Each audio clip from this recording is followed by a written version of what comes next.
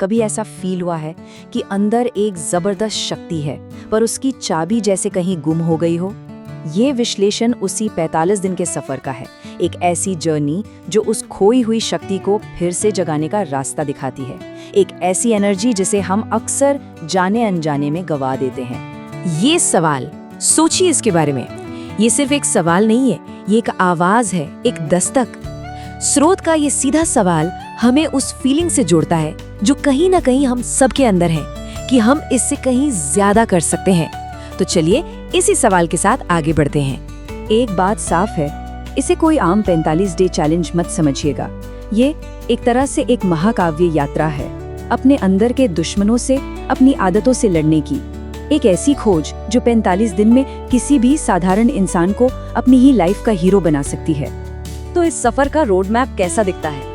देखिए, पहले 7 दिन ये है विल पावर का सबसे बड़ा टेस्ट। फिर आता है एक डेंजरस टर्न, एक ऐसा मोड़ जहां बहुत से लोग हिम्मत हार जाते हैं। उसके बाद शुरू होता है अंदर का असली युद्ध। फिर आती है द अवेकनिंग यानी जागरूकता, और आखिर में द फाइनल मास्टरी।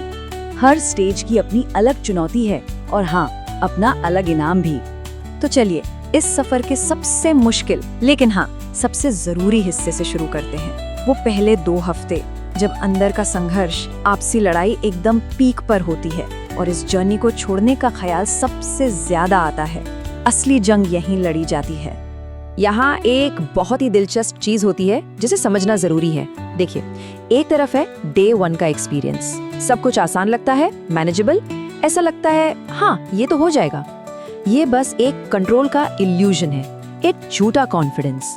और दूसरी तरफ वो है डे 2 से शुरू होने वाली असली जंग, जब मन पुरानी आदतों के लिए विद्रोह करता है और शरीर में एक अजीब सी बेचैनी आ जाती है, बिल्कुल तूफान से पहले वाली शांति जैसा। तो होता क्या है असल में इन 7 दिनों में? देखिए, पहला हफ्ता ना संकल्प की आग में तपने जैसा है। मन हर तरह के ट्रिक्स खेलता है, पुरानी यादें सामने लाता है, अजीब अजीब सपने दिखाता है ताकि किसी तरह रास्ते से भटका दे। बॉडी में एक रेस्टलेसनेस होती है और अंदर एक ऐसी एनर्जी का उबाल महसूस होता है जैसे कोई ज्वालामुखी फटने वाला हो। और ये नंबर देखिए, ये इन 7 दिनों की इम्पोर्टेंस बताता है। स्रोत के मुताबिक 80% लोग यहीं गिव अप कर देते हैं। 80%! इसका मतलब अगर कोई सिर्फ 7 दिन भी टिक गया ना, तो वो उन टॉप 20% लोगों में आ जाता है जो सच में कुछ बड़ा हासिल करने निकले हैं। ये इस सफर की पहली और शायद सबसे बड़ी जीत है। तो पहले हफ्ते की इस जंग को जीतने के बाद होता क्या है? यहाँ से कहानी बदलती है। अब संघर्ष की जगह एक नए और मजबूत सेल्फ को बनाने की कहानी शुरू होती है। चलिए देखते हैं कि ये ट्रांसफॉर्मेशन आखिर होता कैसे है। 14वें दिन तक आते आते सफर शुरू करने वाले 90% लोग पीछे छूट जाते हैं। सोचो, इस पॉइंट पर पहुंचकर इंसान उस एलीट ग्रुप का हिस्सा बन जाता है जो सच में बदलाव के लिए कमिटेड है। अब तक जो विल पावर है ना, वो फौलाद की तरह मजबूत हो चुकी होती है। लेकिन अब चुनौती का रूप बदल जाता है। अब लड़ाई बाहरी आदतों से उतनी नहीं है जितनी अंदर के शक से है। मन में सवाल आते हैं, यार इस सबका कोई फायदा भी है? कहीं मैं अपना टाइम तो वेस्ट नहीं कर रहा हूँ? ये एक ज्यादा गहरी साइकोलॉजिकल परीक्षा है और इस परीक्षा का रिवॉर्ड भी उतना ही तगड़ा है। 21 दिन पूरे होते होते स्रोत कहता है कि ये बदलाव साफ साफ दिखने लगते हैं। आंखों में एक नई चमक आ जाती है, कॉन्फिडेंस ऐसा जो पहाड़ की तरह मजबूत हो। आवाज में एक नया वजन, एक ठहराव आ जाता है और सोच में 100% क्लैरिटी। ये सिर्फ फील नहीं होता, ये आसपास के लोगों को भी नजर आता है। अब ये सफर सिर्फ डिसिप्लिन का नहीं रह जाता, यहाँ से एक नया चैप्टर शुरू होता है, बढ़ी हुई समझ का, ऐसी शक्तियों का जो हमारे अंदर ही आती हैं। वो पावर्स जागने लगती हैं जिनके बारे में शायद हमें पता भी नहीं था। 28वें दिन के बाद एक बहुत बड़ा टर्निंग पॉइंट आता है। अब फोकस टेम्पटेशन से लड़ने पर नहीं है, बल्कि अब फोकस है इस नई पावरफुल इनर एनर्जी को मैनेज करने पर, इसे सही दिशा देने पर। यहाँ से इंसान अपने मन और शरीर का मालिक बनना शुरू करता है, सही मायनों में। तो इस नई एनर्जी से होता क्या है? चेतना यानी कॉन्शियसनेस एक्सपैंड होती है। पहला स्टेप, लोगों के शब्दों के पीछे उनके असली इरादे दिखने लगते हैं, मास्क के पीछे देख पाते हैं। दूसरा, हर तरह का डर, चाहे वो टकराव का हो या लोगों के जजमेंट का, वो घुलने लगता है, खत्म हो जाता है। तीसरा, समाज का जो दिखावा है वो एक नाटक जैसा साफ नजर आने लगता है। और चौथा, एक बहुत ही गहरा आध्यात्मिक जुड़ाव महसूस होता है, जैसे किसी बड़ी कॉस्मिक एनर्जी से जुड़ गए हों। करीब 39वें दिन पर स्रोत एक शब्द का इस्तेमाल करता है, ओजस। ये क्या है?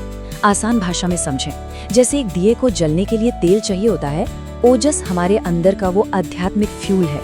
ये अंदर की आत्मा की लौ को इतना तेज और चमकदार बना देता है कि इंसान की प्रेजेंस ही बहुत पावरफुल और मैग्नेटिक हो जाती है, बिना कुछ कहे।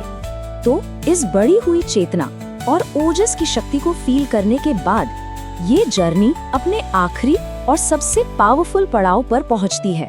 यहाँ आके खेल पूरी तरह से बदल जाता है। Final transformation. इस आखिरी एक्सपीरियंस को समझाने के लिए स्रोत कुंडलिनी जैसी शक्ति का जिक्र करता है। ध्यान रखें, ये एक मेटाफर है, एक रूपक। इसका मतलब है एक ऐसी इंटेंस इनर एनर्जी का एक्सपीरियंस जो नीचे से ऊपर की तरफ उठती हुई फील होती है और इंसान को मेडिटेशन और ब्लिस यानी परमानंद की गहरी स्टेट्स में ले जाती है। लेकिन इस पीक पर पहुंचने से ठीक पहले एक आखिरी इम्तिहान होता है। 43वें दिन मन अपनी पूरी ताकत झोंक देता है, आखिरी डेस्परेट कोशिश करता है पुरानी आदतों की तरफ वापस खींचने की। और जब इस आखिरी टेस्ट को पार कर लिया जाता है तो 44वां दिन एक नए जन्म जैसा फील होता है। डर गायब, जरूरतमंद होना, नीडीनेस गायब, इंसान अपने भाग्य का खुद क्रिएटर बन जाता है। तो 45 दिन बाद ये सफर तो खत्म हो जाता है, लेकिन एक नए सेल्फ का जन्म होता है। हमने देखा कि कैसे स्ट्रगल से शुरुआत हुई, फिर बदलाव आए, चेतना जागी और आखिर में एक नया इंसान बना। पर स्रोत हमें एक बहुत बड़े सवाल के साथ छोड़ जाता है। इस जागी हुई शक्ति का अब किया क्या जाएगा? ये अंत नहीं, ये एक नई शुरुआत का सवाल है।